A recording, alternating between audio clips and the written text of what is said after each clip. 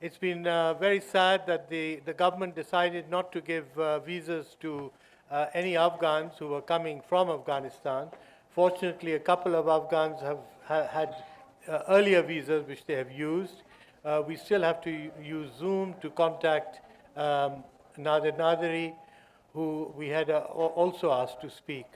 No Afghans, Indians, or Americans have been given visas. It's been pretty shocking when you see the turnout that we've just come from in the main hall. So I'm going to ask everyone to introduce themselves very briefly. If we start from there, Samina.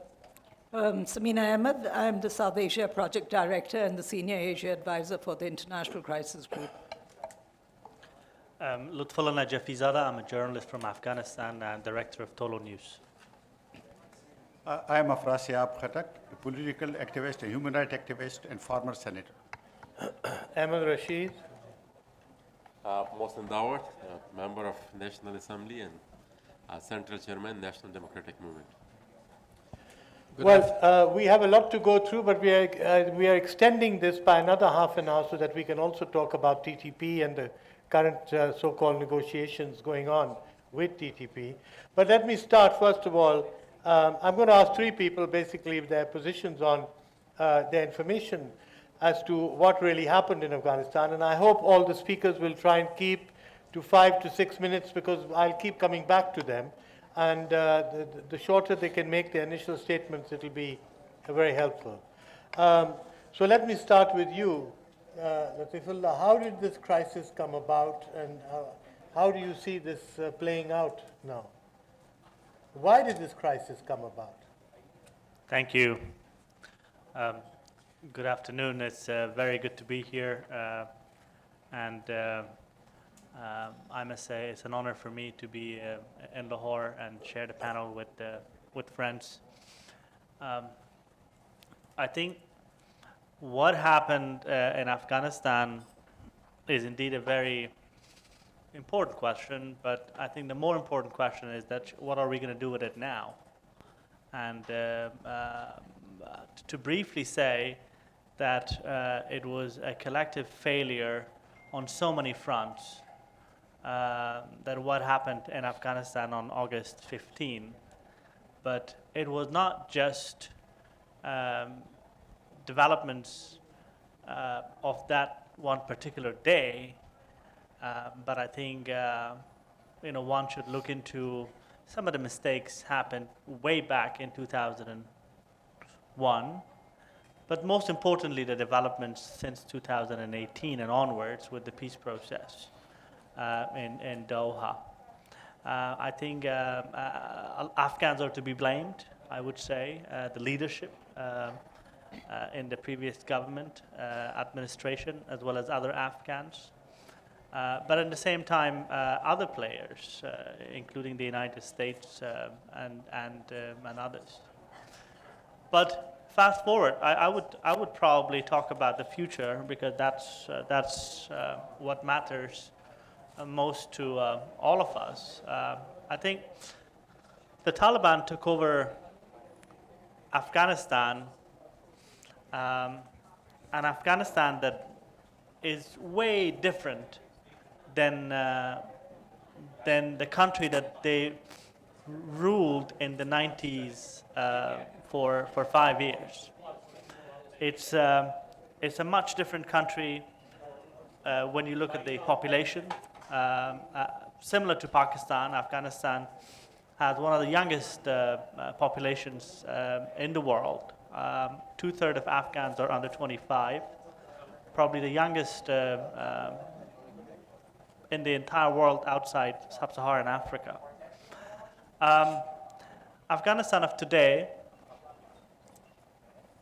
the young Afghans have grown up with different sets of values and beliefs, free media, civil society. When you look at the Afghan women protesting in Kabul, that is a very strong indication of how powerful the Afghan women are today. given the circumstances, of course. But also, this Afghanistan of today is way more connected than it was 20 years ago. So the fact that a lot of these Afghans are probably not taking arms against the Taliban can be seen as a sign of maturity and awakening as well, instead of basically, repeating the same mistakes. Kabul destruction in the 90s clearly had no winner. But on the negative developments, I think Afghanistan, today we are on the verge of a humanitarian catastrophe. 90 million Afghans are facing emergency level of food insecurity. More than 5 million children under 5 face acute malnutrition. There is brain drain, human capital flight. Middle-class Afghans, a lot of elites have left Afghanistan, unfortunately, in the past few months. And then, most importantly, there is lack of trust, confidence, and hope. So that's the Afghanistan the Taliban has inherited. So, what to do with it? I'll start with what the Taliban should do first. I think the Taliban should probably, I think the first thing that they should probably do is to agree to disagree. And for them, it's important to transition from a military organization to a political organization. And to get over this victory and celebratory mood and focus on real issues, I think the anti-US hate probably cannot bring food to the dining table of nearly 90% of Afghans who are soon to be below poverty line. Also, that I think it's important for the Taliban to understand the diversity of the country in so many ways: ethnic, language, ideology, and the way of life. In our view, that's the beauty of Afghanistan. You can't turn all of these people into Talibs. Communists probably tried that. They were going after people and individuals who were thinking differently. So one should respect Afghanistan's pluralism, and the governance structure in the future should definitely reflect that. So the winner-take-all attitude, I think, was a mistake in the past 20 years, and it's going to be a mistake if this is going to remain an attitude for the Taliban regime. So engage with the world on so many fronts, including counterterrorism. Being an effective insurgency doesn't mean that you can be an effective counterinsurgency. So they have to address that. I believe this is a pause moment in Afghanistan, and less fighting doesn't mean that a country is less lawless. It has the potential to go to any direction. Last is what the region and what the West should do. I think the region has made some clarity in the talks in Tehran and also here in Pakistan and in Central Asia. It's important to follow up on some of those. There has to be a post-America view on Afghanistan from the region. Americans have left, and the regions are here. So it's important for them to review that. There is, I believe, from some of our neighbors in the north most predominantly, there is this fear factor when they think about Afghanistan. They think about the Taliban and Afghanistan from a security perspective.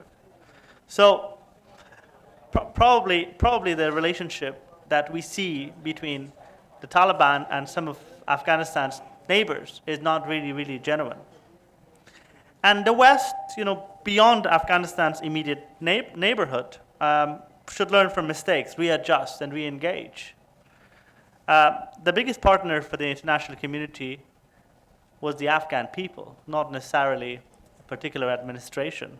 So that has to be, I think, continued. You cannot forget 30+ million Afghans simply because you don't like a few people running the country. So the Taliban recognition, I understand, is not something on the table in the international community, in Washington, as well as in Europe and other important capitals around the world. But it doesn't mean that the international community should not engage with Afghans, both the Taliban and others. It's going to be difficult, but I think we also some Afghans might expect policies of regime change, which I don't believe it's there. But I think that very much depends on what kind of clarity the Taliban will demonstrate in the way that they would like to govern Afghanistan. So Taliban were known to be this quick decision maker. But what we see in the past 3 months is that they are having a hard time making decision about how to rule Afghanistan. And I'll probably stop here, and then I would be happy to Thank you. sort of... Well, we are very lucky to have with us Nadia Naderi. I met Nadir a good 40 years ago, one of the first Afghans I met after the Soviet invasion. He's been doing human rights since I cannot even remember since when, defending Afghans. He was recently a member of the peace team from the government side, negotiating with the Americans and the Taliban. Nadir, give us your, I'm not going to ask you where you are, but wherever you are, give us your impression as to, what happened? I mean, why did this failure take place? Can you give us what were the flaws of the peace process, do you think? Ahmed, thank you very much. By that introduction, you made me feel very, very old. I do grow a lot of white hair. But thank you for having me at this conference. I particularly thank the organizers for carrying on Asma's legacy of promoting justice and creation of open space for dialogue. This is what she stood for. And I'm sure if she was here today, with what happened in Afghanistan, she would have been out there on the streets and on the media to speak loud for her brothers and sisters at the other side of the Iran line. Now, Ahmed, to answer the question about what went wrong, it's a $1 million question. It's another book that you would, or probably we both would need to write about it. But I would point to 4 factors. They're equally responsible for it, and in terms of the burden they carry. And so there's no order and priority. But in terms of the process, I would first name the U.S. policy of negotiating with Taliban to extract itself from country, and the method it applied, the approaches of negotiation it used, coupled with this obvious desperation to get out of the country, was one of the first elements that created the situation today. That desperation was very obviously reflected in the weak agreement they signed on 29th of February last year. Also, from that previous administration to the current administration, it did not allow enough time for diplomacy to work. And it pulled the plug before a negotiated peace settlement could be achieved. A second factor that had key and its mentality and the way and approaches were shaped as the key factor, of course, is the Taliban. The process and the platform in Doha boosted the Taliban's morale and affected the Afghan forces' confidence, our forces' confidence. The Doha agreement, of course, emboldened them, and it was very obvious throughout the negotiation with us that they have a different standing now. For me, after a month and a half of negotiation with them in Doha, at the same time last year, I came to slowly grow to this belief that the Taliban's attitude, their approaches, indicates that they have instruction not to reach a political settlement, to not pursue a shared future through these talks. I realized that they see an end to violence not through a political settlement. It's when it takes all thinking. The intra-Afghan peace talks for them was more of a PR show, and there was no a meaningful engagement there. The two objectives they were pursuing was, in the past 20 years, they would say that one was achieved through the Doha Agreement, that the international forces withdraw. The second one was to establish a pure Islamic system, and they were saying they would pursue it through jihad or other means, and that was also a clear indication that there was less of an appetite for political settlement. While the Taliban had no intention of reaching a political settlement and were aware of our weaknesses of the Republic side, our side, the Republic side, also did not pursue courageously a peace agenda, at least to test the water or to corner the Taliban at that time. A third factor, which is equally essential and even more, is domestically, we Afghans at the Republic side failed to build proper institutions that could stand for the days like this. Our military, while fought bravely, lacked leadership and institutions compatible to our realities. Our armies and forces were not built toward models of South Central Asia, but it was most of the logistics they required. They were dependent, and enablers they required, they were dependent to our international partners. We also failed to establish proper rule of law, effective political parties. Our system and political society also failed to deliver to our people leaders in the past 20 years that could think and see beyond their immediate and short-term interest. The short-sightedness of our government leaders, unfortunately, and our divided political elite denied our people of a different opportunity and future. And then lastly, at the region, Lutfullah spoke about it. I heard part of it. Conflicting interest and short-sightedness is also here in the region. For example, Pakistan's interest in deeds, not in the words, seem not to be in favor of ending the cycle of violence through political means. It was rather scoring against the neighbor India, and I could see that this presentation of it was the DG Faiz triumphant posing for picture in media in Kabul shortly after the collapse. There's a lot being said about the role of the region, the role of Pakistan. It's recorded. I wouldn't go in detail there. As Lutfullah said, the rest of the region has different calculus. They had different calculus. They wanted to score against the US also. It was a relation of worrisome confusion about the longer-term strategic goal of the US in the region, and that also prompted different dynamics in the region. Now, Ahmed, with that, what kind of future we have? Lutfullah spoke partially about it.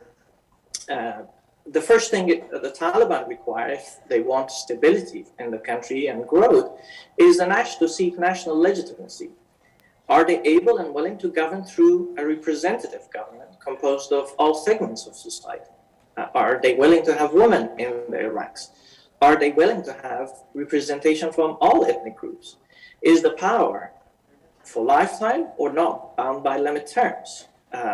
Is it formed through votes or not? Are they going to have the rights and freedoms of all our people, the way it was enshrined in many constitutions of Afghanistan, including the last one, to be respected and protected? Are they going to especially respect the women's rights, freedom of expression and freedom of assembly, and deliver to people the services? To me, so far, as Lutfullah said, they're not making speedy decisions. The country, the catastrophe at their hand requires fast decision making.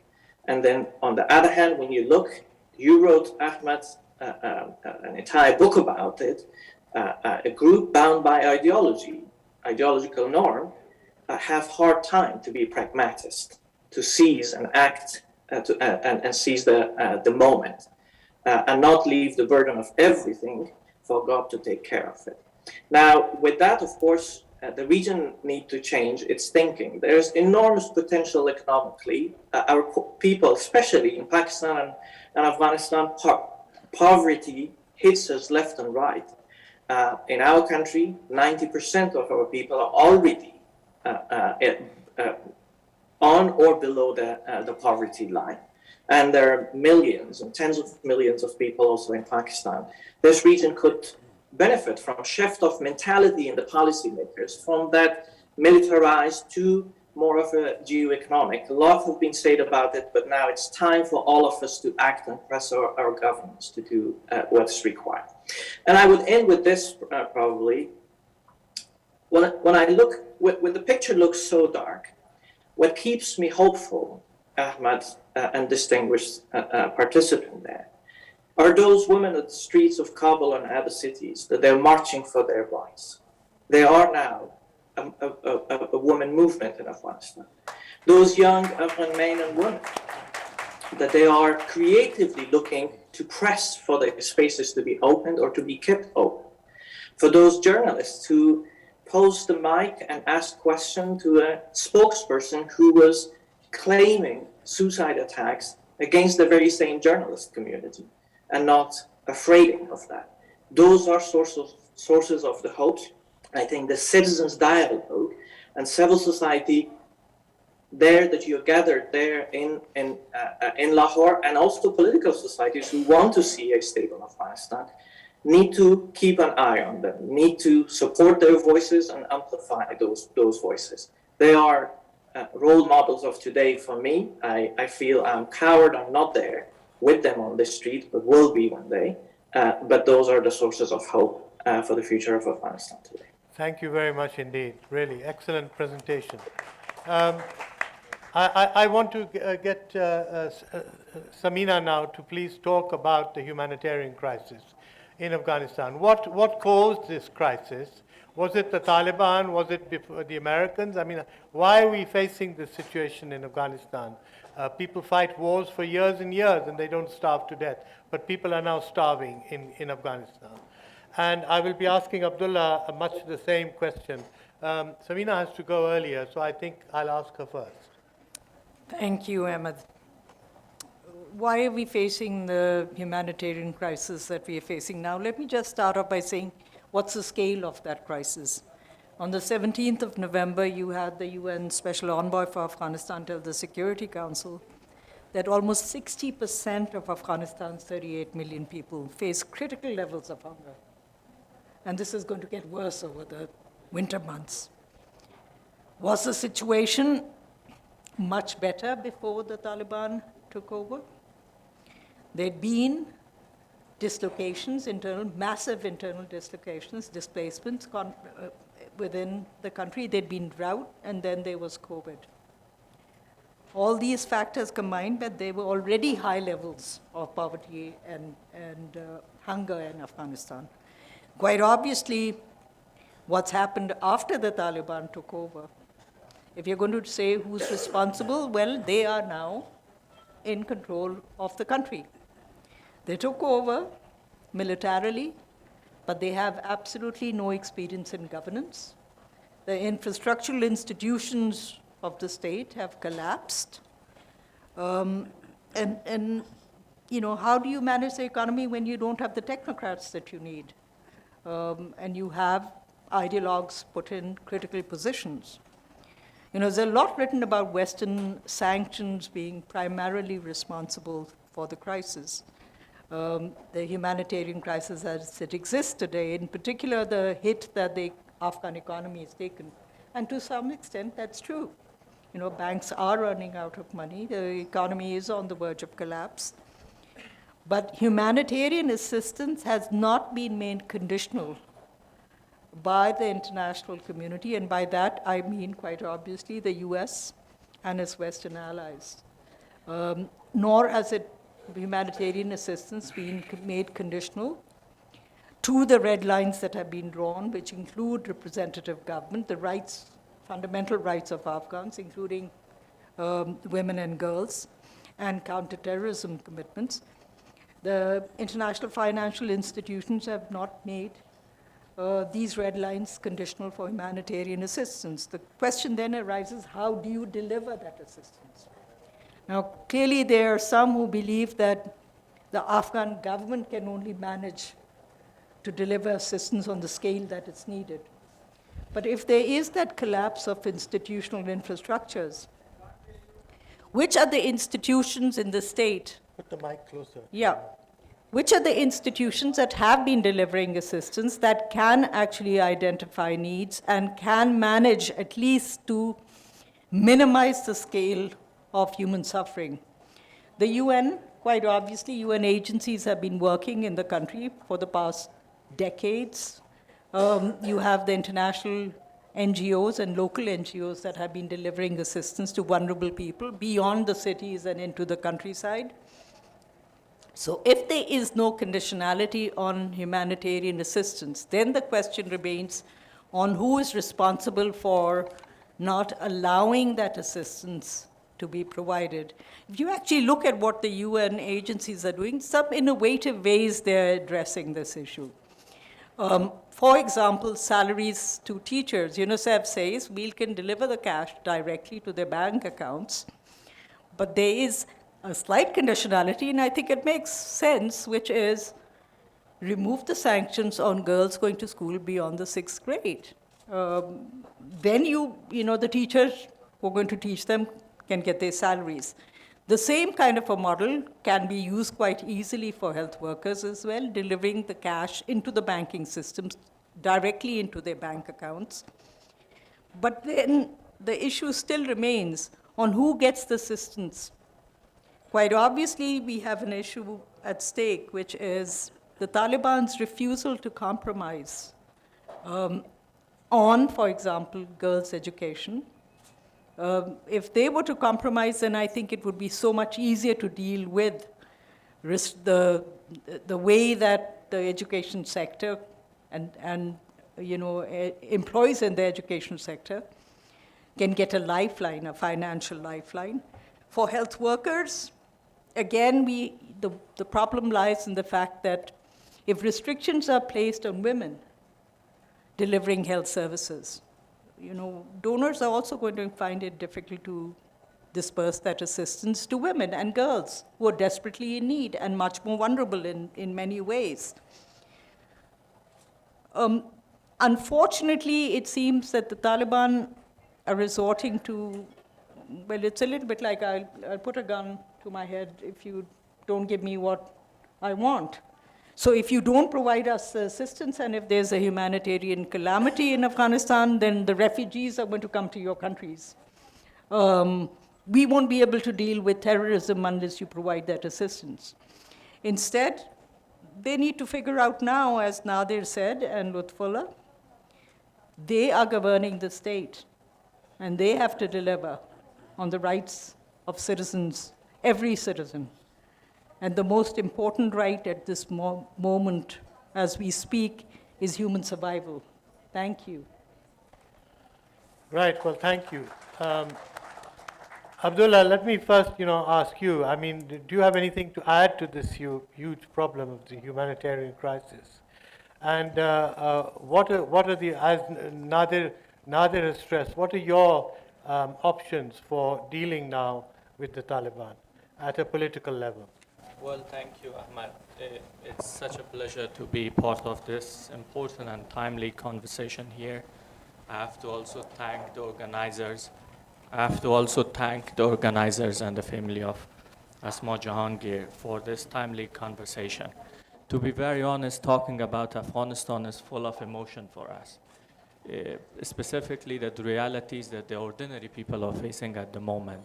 I'm coming from a privileged society at the moment to represent Afghanistan. I really wish we had more voices from Afghanistan to come here today to talk about their sorrows, about their pains.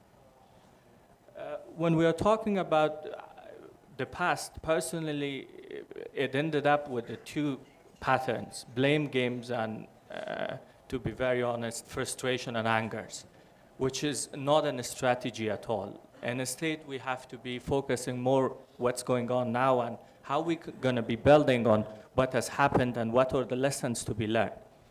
For the humanitarian crisis in Afghanistan, we know the figures, we know the fact. There is no option to oppose with the Taliban at the cost of the life of Afghan peoples.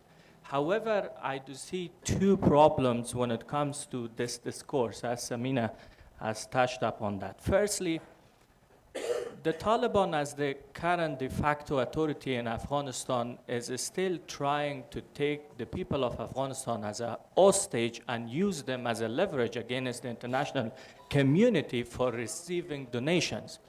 While this is contrary and against to the very common understanding of the social contract and governance in any modern society in the world. And the second problem, I think, with this conversation is the technicality of distribution of these humanitarian assistance to Afghanistan. To be very honest, Ahmad, I have been in the government of Afghanistan. I'm so worried about replacement of Afghan institutions by the international community.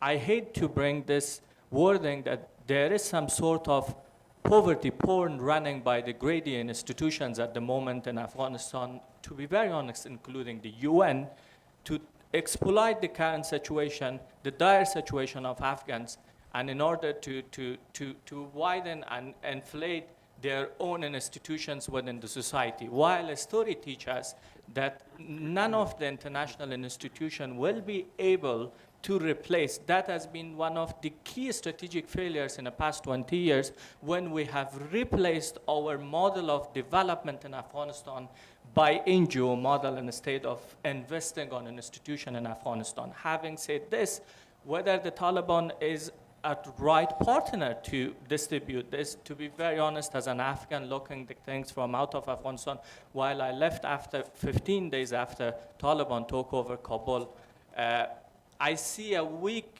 management among the Taliban yet when it comes to showing delivery services to the people. And this is where I think it worries me so much, and I think it's a legitimate concern by all the international community. The way forward will be challenging for all of us. I'm sure there is a lot of questions in front of all of us, but mostly in front of the Taliban. The first question is the illusion of the military victory. I'm coming from a family that has been part of the Afghan politics in the past 30 years, and one of my key members of family has been representing what's very famous here, Northern Alliance here. In 2002, most of us has been overwhelmed so easily by a rapid military victory, while we failed to present a political strategy for the governance in Afghanistan, and the same pattern is repeating itself with the Taliban. I remember the days that most of us on that time, while I was a kid, and the family members were talking with each other how to reward their own fighters instead of looking to the people where they were there. And to be very honest, we also failed to coordinate our efforts with the international community to make sure to identify the resilient forces within the society, to not marginalizing them further from the process, specifically from the bond process, which we all know about it. I do see these stories is repeating in my life, in almost 30 years of my life, and the irony of this is that nobody is learning from these pasts, including our partners and neighbors in the region. And I think this is where we have to really focus on that. My final point will be the transition of the Taliban from an insurgency to the government. I think at the moment, Taliban is trying to consolidating their position and come up with a consolidated political strategy to engage with the international community. While the discourse itself, in my opinion, has a problem. The Taliban and their allies are yelling on the international community to come up with a roadmap to unfreeze the international assets or to recognize the Taliban, while we are all missing one point, that the Taliban as de facto rulings in Afghanistan, as the de facto authorities, they have the responsibility to come up with a new political social contract in Afghanistan that could be acceptable for the majority of the people of Afghanistan. And I do see a new transactional relationship is building between the Taliban and international community based on so-called city and humanitarian assistance, while it might help a dead body with a very strong injection, but I don't think that would be a long-term solution for Afghanistan. I think I'll stop there. Thank you. Let me just say that, as far as we know, the Taliban accept no kind of political structure for the future. They're against elections. They're against one man, one vote. They're against the law jirga. They have not expressed any kind of inclination to set up a political system. So how are they going to set up a representative system which will satisfy both the Afghan people and the West? This is a very difficult subject because I was certainly spent a lot of time with the Taliban in the 90s when they set up their first government, and they had no idea what to do. All they knew was to reject any system of government that was proposed to them. I'm going to ask Afrasiab, with your knowledge and background and history, how do you see the Taliban actually creating a political structure which would be even remotely acceptable? Thank you, Ahmad. Ladies and gentlemen, I'll start by saying that as my Afghan friends have shed light on the events of the last few months, of course, the division in the Republican camp in Afghanistan was a weakness of the system, which enabled Taliban to prevail. They have already said that. But I think it was not a bolt from the blue. I believe from the last few years, when the United States of America has redefined its international security strategy and perception, I think it was very clear that their most important focus was on blocking China's expansion into Eurasia. I think that is the key to understand the present situation. And the rest is detail, of course. Russia, China, and Iran, they wanted to see the back of United States from Afghanistan.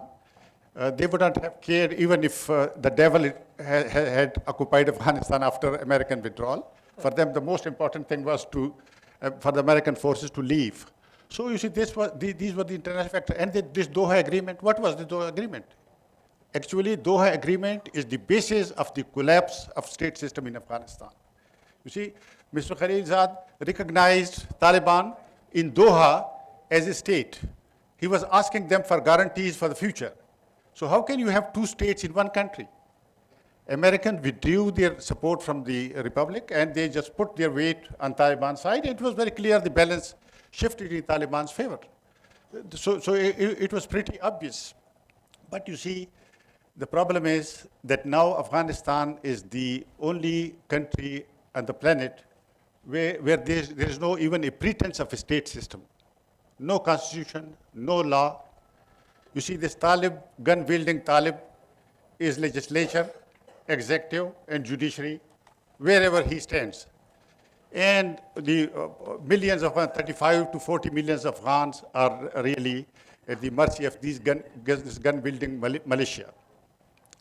Unfortunately, the international community has put its back on Afghanistan. You see what is happening. Where is UNHCR? Why is UNHCR not recognizing, not registering Afghan refugees in Pakistan? First of all, the gates are blocked. Afghanistan is a huge prison, open prison. You see, this our barbed wire, Pakistani barbed wire, it has not stopped terrorists. Terrorists were going, terrorists were coming, they are going, they are coming. But common Afghans are dying on gates at Torkham and in Chaman. Thousands of them are waiting there. And unfortunately, we have a problem here. You see, Prime Minister Imran Khan said that they can come. He eased certain restrictions. But when Afghans came to the gates, they found out that the Prime Minister's statement really did not count. You see, Mullah Muttaqi met Imran Khan, and Imran Khan promised that this Indian wheat will be crossing through Pakistan at Wagah, but it is not. It hasn't happened. It has not happened because Imran Khan's statements, you see, they do not have wheat. So there are different power centers here. So Afghans really are facing a very dire situation. And unfortunately, even I don't see UN not active proportionately with the magnitude of the humanitarian crisis in Afghanistan. So it's a very, very serious situation. But I think it's very important for us in Pakistan to change the policy, traditional policy of supporting Taliban, of implementing the strategic depth through Taliban. I think this is going to have fallout for our country, and it's already there. We have seen TTP. We have seen, you see, can we really ask our government? For the last 14 years, they've been saying that TTP was formed by Indian intelligence agency, RAW, and Afghan intelligence, NDS. Now there is no NDS in Afghanistan. How come that thousands of prisoners were released, TTP prisoners were released from Kabul and other prisons? Has anybody explained it? Has anybody asked questions? You see, the Talibanization will come in our country. It is coming. It's already coming. Unfortunately, in Punjab, it has a different shape, but it is Talibanization, religious extremism.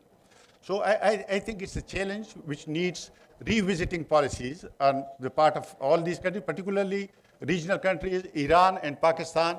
I think they have not, they're not allowing Afghans to come to their countries. They're not helping Afghans. Humanitarian crisis, I think the humanitarian crisis should be the focus, the first thing. Other things can wait. I mean, the first thing should be how to respond to humanitarian crisis by providing aid, food particularly. Winter has descended on Afghanistan. I think we need to focus on this main issue of humanitarian crisis, and this is how we can go ahead. But I believe the crisis is deepening, and if the international community does not act immediately and with determination, I don't think we can avert a catastrophe in Afghanistan. Thank you. Nadia, let me throw the same question to you. What kind of political structure would be acceptable to the Taliban? Is there any kind of discussion or debate, you think, within the Taliban as to how they are going to see their own future? How, they can't just leave everything to a small group of mullahs and expect them to negotiate with the IMF and the World Bank and the Americans and the Europeans and NATO and everyone else. Are we seeing anything emerge from the Taliban which would be remotely acceptable to the Afghan people and to the international community? Well, Ahmed, what they were talking in Doha with us, especially the last part of the discussion we had in the last months, we posed that question time and again, and we also pressed them to explain what kind of a government they want. They want a pure Islamic government. At that time, they were saying it could be Emirates, it could be anything else. And we were trying to press, we explained to them that these are the things that we want. Our current constitution is an Islamic-based values constitution. And so this is who we are. This is how a majority of Afghans would want. What kind of a governance and government that you would define and you would want? Let's talk about that. There have been very little forthcoming. They were very, very reluctant to come forward in explaining the structure of that government or the system that they would want to have it. Their only definition, as always, was this pure Islamic system, and then a reference to the Emirates. Now, that is what was happening in the discussion. But also, in different discussions with international partners, they were saying that they are open to certain changes in the way that they would want. One modality that some of them would talk unofficially was the modality of a system like Iran, where there's a council of ulama who is the ultimate decision maker, and then followed by the different structures of controls and setting up the rules and the parameters. But nothing so far came out. There is no internal deliberation that's at least for the public to be aware of it. Among them, the current caretaker government have evolved from a government from Islamic Emirates of Afghanistan, and then to a transition, and then to caretaker. The name of changed of the discussions, but nothing of clear deliberation comes out of it. The key members of the Taliban, who are the most ideologues among them, have always stated that it is a recreation of what they had in the 90s. And that's, I believe, so far, the model that they're pursuing. On the elections for the head of the state, they have always so obviously said that they're not willing to have. And then, of course, they were giving examples of the fraudulent elections that we have had, for the irregularities in the elections that we had, and the disputes. I was saying elections are that's an excuse, and therefore the head of the state shall not be an elected one. And that's where we gathered more of an interest for a lifetime non-elected leader that they're pursuing. Some members did talk about, and still talk about, an elected body. The shape of it, the role of it, and the authority of it, and the modality of its election is not yet clear. Right, thank you. Dr. Ullah, let me just quickly ask you, these tens of thousands of Afghans who have fled their country are mostly from the educated elite, people who've been benefiting from the presence of NATO, America, the opening of schools and universities, etc. And this entire elite has now fled the country. And there are probably very few people left who are capable of even running the government. How do you, are these people going to come back, do you think, at any point in time? What are the Taliban going to do? Because I was quite stunned to see that, in fact, this older generation who now constitute the cabinet have not trained a younger generation to come forward. They have educated Taliban in their ranks, people who've been to university, particularly in Pakistan, and who've qualified, but they are not being used in any way by the Taliban. And instead, what you've had this huge exodus of educated people. It's a very difficult situation. How do you see this being resolved? I think the Taliban. I think the problem is whether the Taliban accepts a different view in their government. I think a lot of Afghans who are still in the country are quite capable of being helpful, but apparently they are not given a chance. Well, about 200,000 Afghans maximum have left Afghanistan since fall of Kabul. And they are the elite, right? Well, half of them are security forces and their families, the special forces and those who worked alongside U.S. and NATO forces. And then the other half, are Afghans from all walks of life. Let's say, the media industry in Afghanistan was about 10,000 people. I think probably only something around 300 to 500 journalists have left. So there are still a lot of journalists in the country. If you see the flow of information, we have documented, or there is more documentation of Taliban atrocities, behavior, activities in the past 3 months, more than 5 years of their rule last time around. So there is so much, I think, being coming out of Afghanistan in terms of information. Although that they are they are putting media organizations under a lot of pressure that I think I'm going to talk about tomorrow in the session on access to information and press freedom. But I think the fundamental issue is that whether there is space for diversity in the Taliban government. If there isn't, then no matter who is left, who is not, non-Taliban Afghans are not part of the structure. Can you run a government with the present educated manpower that is left in Afghanistan, do you think?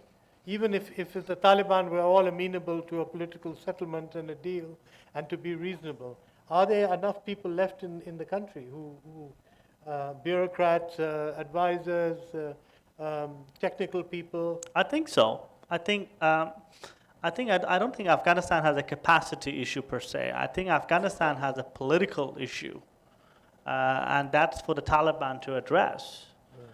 This is right. I mean, forget about other Afghans. The Taliban government, in my view, right now is not even a Taliban inclusive government within the organization. We didn't get much chance to talk about Taliban and why there are differences among them and how this is going to unfold. I think there is this huge discussion whether this was a diplomatic win or a military win, and that's going to define the way they will govern Afghanistan long term.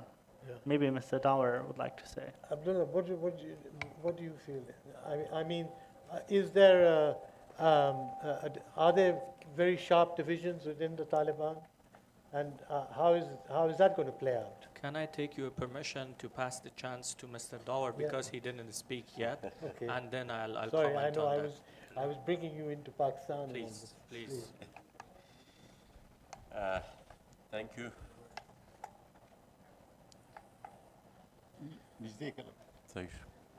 Thank you so much.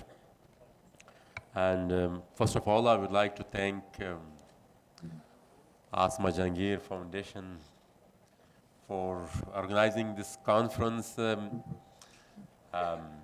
in a time where there is hardly any space available where one can speak.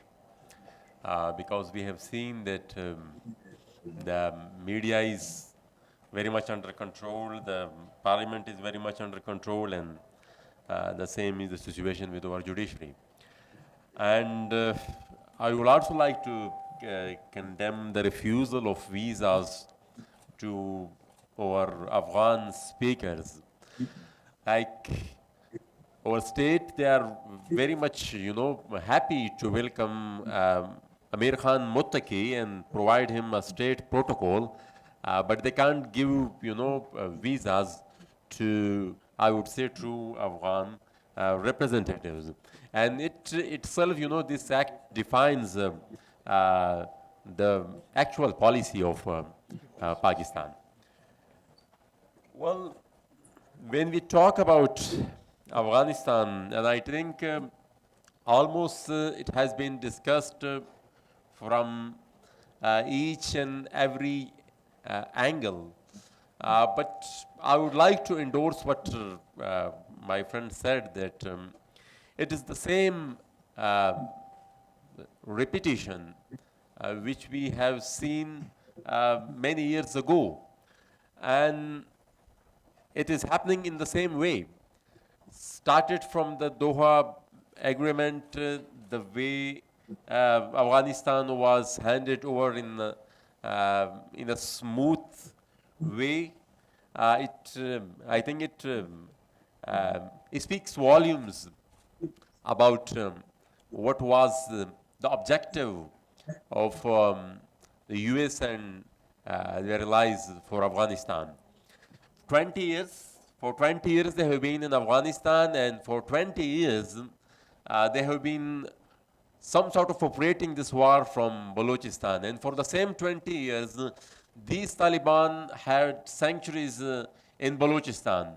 So both were controlling their war from Balochistan and a province of Pakistan and fighting it in Afghanistan, but they were not confronting each other, because everybody knew that even the Taliban knew that there is a base in Balochistan, and even the Americans knew that there is a shura of Taliban, in Kuchlak and other areas of Balochistan.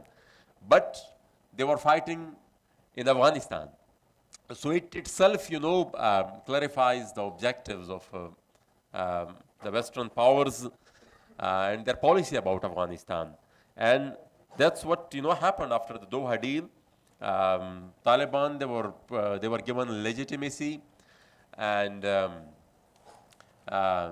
were given an internal strength. And the way and I have heard many advocates of who are of the belief that we should work on reconciliation with Taliban, and I have seen them now with the opinion that the Afghan army was trained to be collapsed. This is, things will get clarified more with the passage of time when the stories will come out that how these things get happened.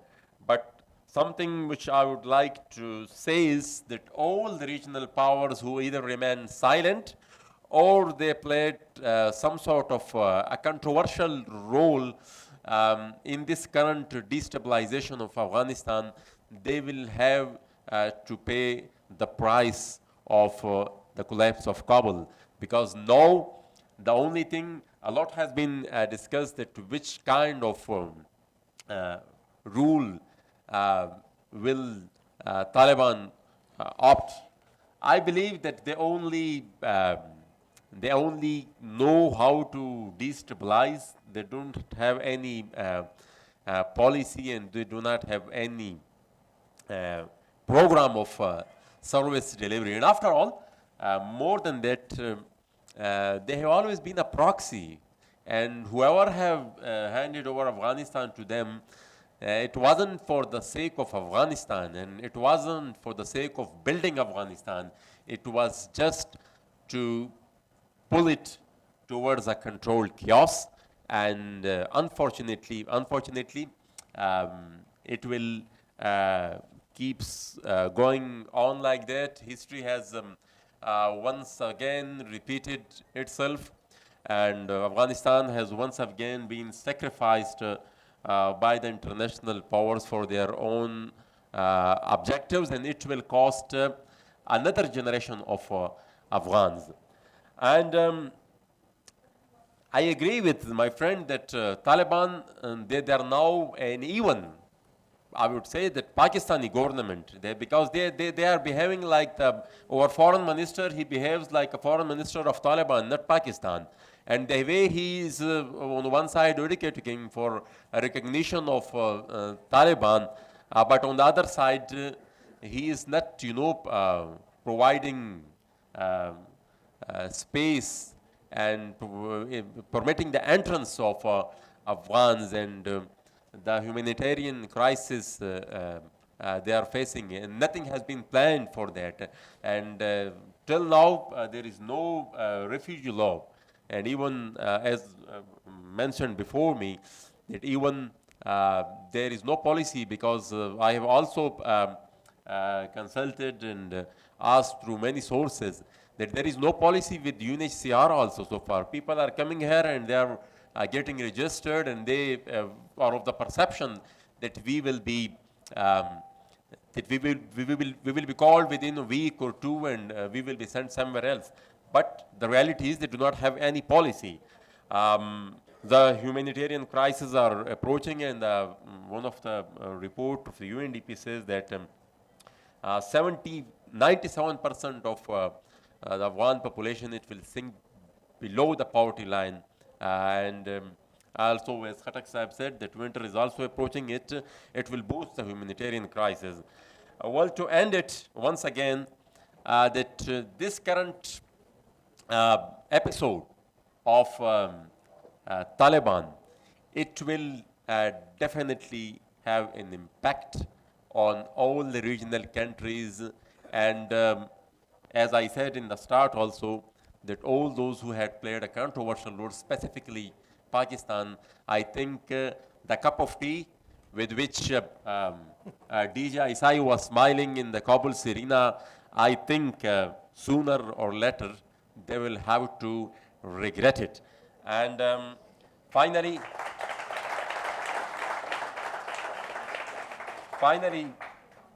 I would say that, and especially it was followed by, I don't know that, I don't remember whether the statement of the Prime Minister was before that or after that, when he said that Afghans have broken the shackles of slavery. And I will see that what gonna he say when the same shackles of slavery keeps breaking in the leadership of Nur Wali Masood, and we will see what is the stance and what is the statement of Prime Minister Imran Khan at that time. But once again, I repeat that the game they played in Afghanistan, Afghanistan has already been suffering from last 40 years, but this time it will spread in the entire region, and unless and until all the regional countries they work together to reinstate the republic in Afghanistan, I don't think so that there is any other way out. Thank you. Very briefly, two people want to make comments, and then I want to ask about Pakistan and the TTP. Nadir, you wanted to say something. Yeah, thank you, Ahmed. On the issue of capacity, I very much agree with what Lutfullah said, is that not the issue of capacity, it's the issue of the political will.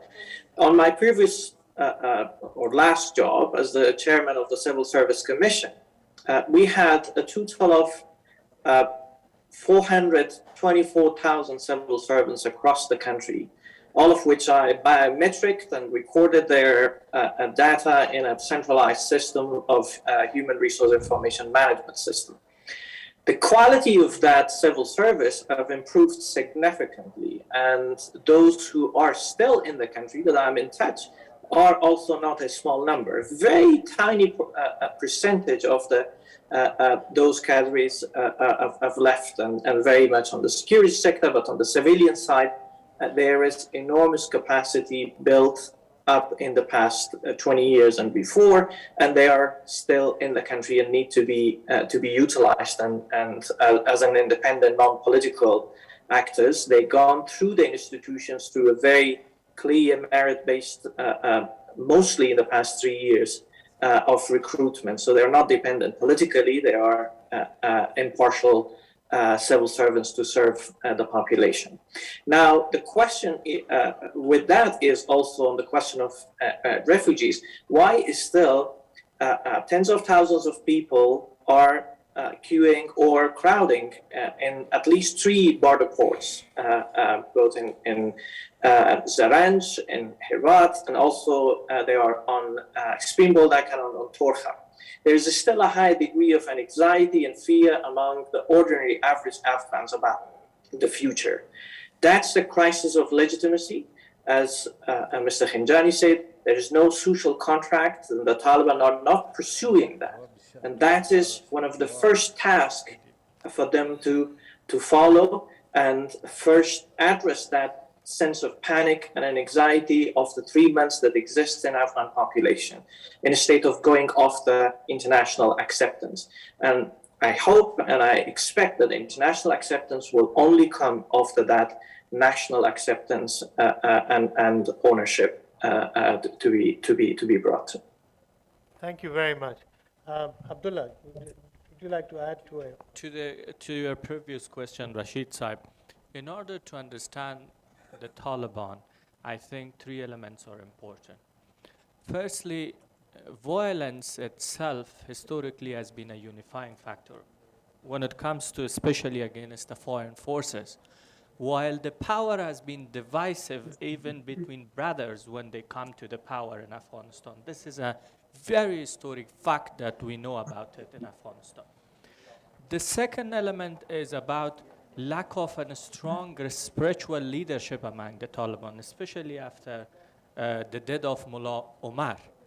We really don't know who is the current leader of the Taliban, while there is a competition over leadership or over leading the government institutions in Kabul, specifically between different factions of the Taliban. I think this is also important that it will be reinforced and refueled by the course of time, especially that Afghan government and structure is not that much big and that much accommodative in order to give the opportunity for every fighter to be rewarded a position within the Afghan government.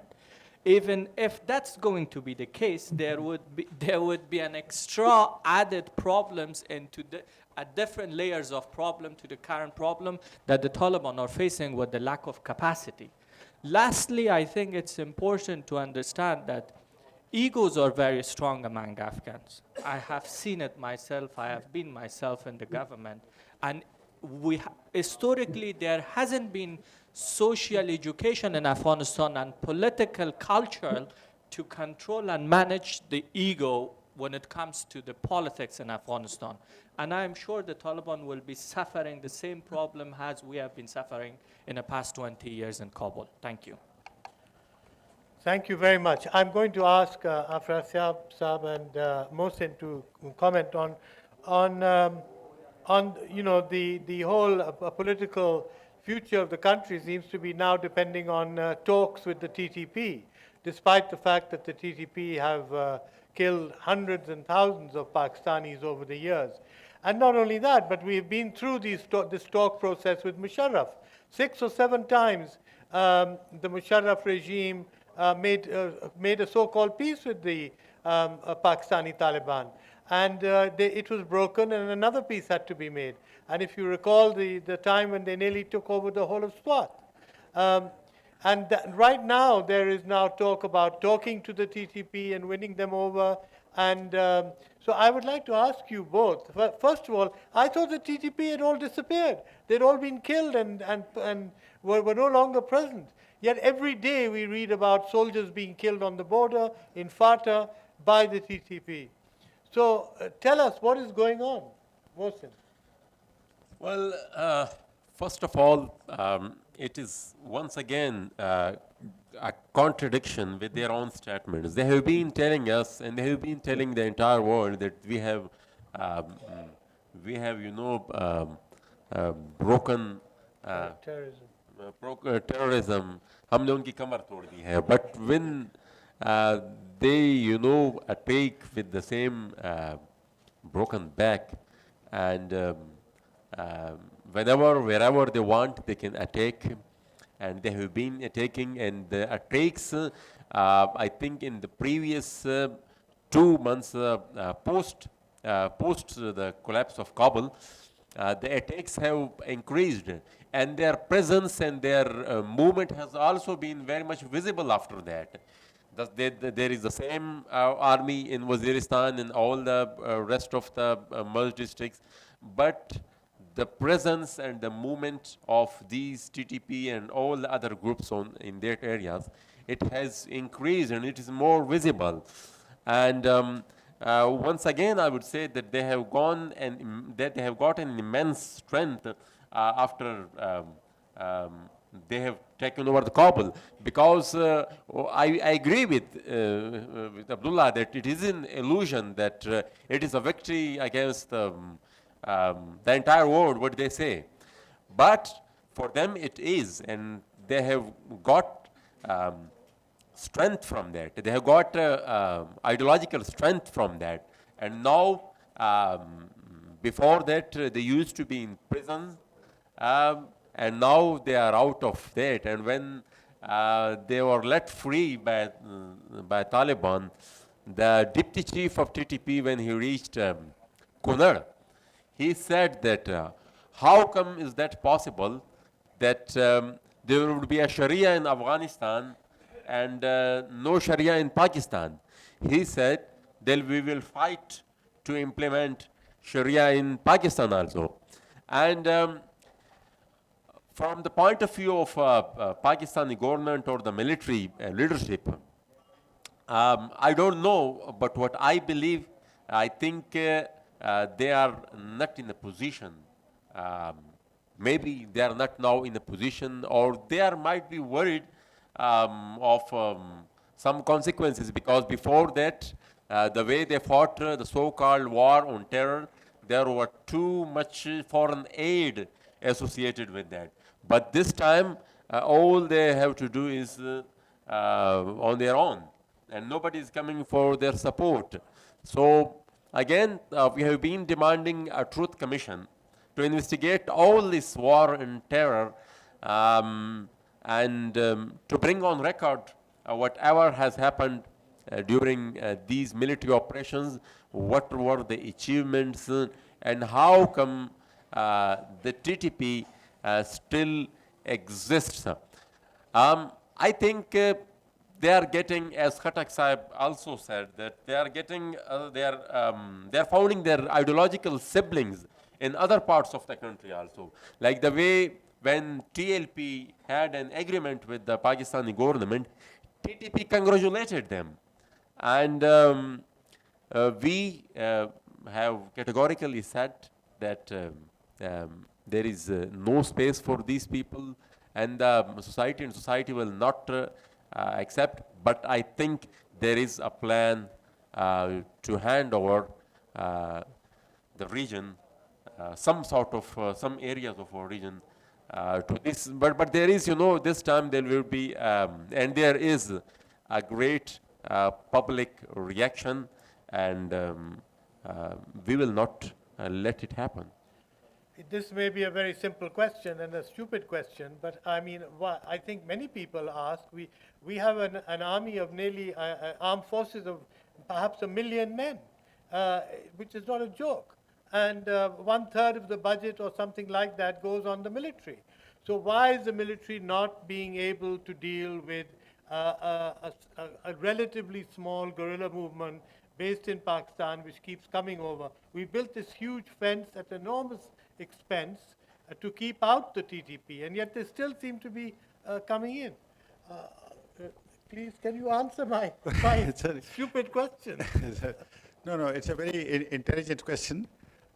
But you see, it's very difficult to now explain, because for the last 14 years, we have been hearing that TTP is created by hostile forces. So it's very difficult now to explain, although we have been saying that it was incorrect.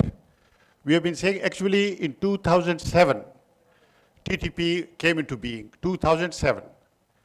And I say here, with every responsibility, Recording in progress. that TTP was also created by our security agencies. And I will explain as to what was the motive. Actually, in 2007, it was a time when it was very clear that the Western forces in Afghanistan are going for a surge. They are going to increase their presence in Afghanistan. And for that matter, Afghan Taliban who are fighting in Afghanistan, they had to come deep into Pakistan. How would they come? Now, it was a very delicate question, complicated question, because if Afghan Taliban would come and they would capture Khyber district, for example, in Pakistan, or Waziristan district, the news media in the world would say, Afghan Taliban have captured Waziristan, and now they will be fighting from Waziristan. It was a very difficult question. So the people in Pakistan, the handlers of Taliban, the Taliban project, which is handled by our intelligence agencies, they sat down and they said, let's create a new body. It was called TTP. So TTP captured 7 districts of FATA and 3 or 4 districts of PATA, Balakan division, and they sort of established their control over this area. And then they invited, Afghan Taliban came and they used this area. So basically Afghan Taliban and TTP were one organization. They were, they are, and they will be one organization. TTP sort of accepts, they pledges allegiance to every Afghan Amir of Taliban. For example, they pledged allegiance to Mullah Omar. Now they have pledged allegiance to Hebatullah Khunzada. So you see, the question is that the handlers of Taliban in Afghanistan, who are here sitting in Pakistan, aren't they supporting, part of them supporting TTP? That's the question, you see. Unfortunately, in Pakistan, what we are seeing, I mean, this TLP, you see, there may be apparently different forces, but there's convergence. There's convergence. Jurisprudential and other sectarian differences can be overcome by political Islam. You see, Mullah Umar was a Hanfi Sunni, and Osama bin Laden was Hanbalite, Imam Hanbal's follower. But you see, they converge. They fought together against the United States. So I think here again in Pakistan, we are facing the rise of political Islam. I mean, Islamist political forces. And TTP is going to be the armed wing of these Islamist forces in Pakistan. And I'm very sorry to say, but I believe they do have some support from within the system of our state. That is the most dangerous part. Why are we not able to overcome terrorism in the last 2 decades? Because the factories of terrorism are running. You see, in 2014, we passed a National Action Plan. I was in Parliament, I was part of this committee that drafted National Action Plan. But we were not able to implement it because there was no will. Because the Pakistani state would not like to finish terrorism. Had they finished terrorism, Taliban invasion of Afghanistan would not have been possible. You see, so the factories are running, production is going on, and we say, no, we are controlling. But these are all public relations exercises, all these so-called anti-Taliban operations. You see, into 2014, Talibans were not finished. They were pushed into Afghanistan. They went and fought together in Afghanistan. So we are facing a real challenge, and it's very important for Pakistani political leadership to sit and to prepare a real plan for ridding this country of extremism and to implement the 2014 National Action Plan, 20 points of National Action Plan. It was never, you see, implemented. It said there will be no private militias. But there is Taliban militia. Very quickly, Ahmed, I was saying that if you need help with talks with the TTP, I think Ambassador Khalilzad is available now. Abdullah, you have to go. Please give us your closing remarks, comment on anything you like. One second. Khalilzad will only agree on the terms and conditions of handing over Pakistan to Taliban. Thank you, Rashid Saib. I have to excuse myself because of joining. I'm a gap filler today in another panel, so I have to go there. Before that, I have It's very rare that we have Afghans who have been involved in the situation discussing it here. And I'm very grateful to the Asma Jahangir Foundation for persuading these Afghans to be here. We're very lucky. You're very lucky. I've been on countless conferences since Kabul fell, and there have been very few Afghans who've been able to reach those conferences. So we've had 2, 3, 4 Afghans. Thank you Please so go much. on. Can I have just Yeah, one yeah, sure. final comment? I think the new shift in Afghanistan has presented a new opportunity to engage with Pakistan beyond some of the sad experiences that we had in the past more than 20 years. To be very honest, personally, I hate to engage into any blame game or internal affairs of the conversation that has been raising up from early this morning.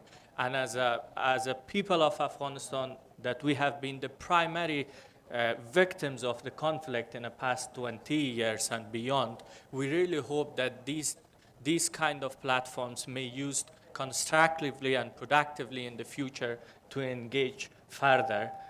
While I reserve this right for myself to stand totally independent and aside from what our Pakistani brothers and sisters had their own conversation about their internal. And I think this should be the basis of our new relationship with Afghanistan in the future. And thank you so much, Mr. Chairman. I have personally been indebted to your wisdom and intellectuality about Afghanistan too. Thank you, sir.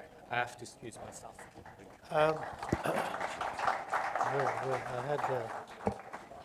Do you want to say anything? Sorry? Yeah. Well, thank you very much, all of you, for coming. As I said, it's been a great opportunity to listen to Afghan voices and the feelings of Afghanistan, as well as having these Pakistani politicians and scholars here. I'd just like to remind you all, when the Taliban took power in Kandahar in the autumn of 1994, They were backed very heavily, very strongly by Pakistan. But even at that time, Mullah Omar refused to meet with Pakistani military delegations who President Musharraf was sending. And even now, you've already had the first Taliban comment on TTP was, oh, this is not our problem, this is your problem, you deal with it. So in other words, saying that yes, we've spent the last 20 years in Pakistan, we've taken your hospitality, but don't ask us to resolve your problems. So the TTP remains a Pakistani problem, and it needs to be resolved here and done away with here before we can even show our face, I think, in Afghanistan. Thank you very much, all of you, for coming.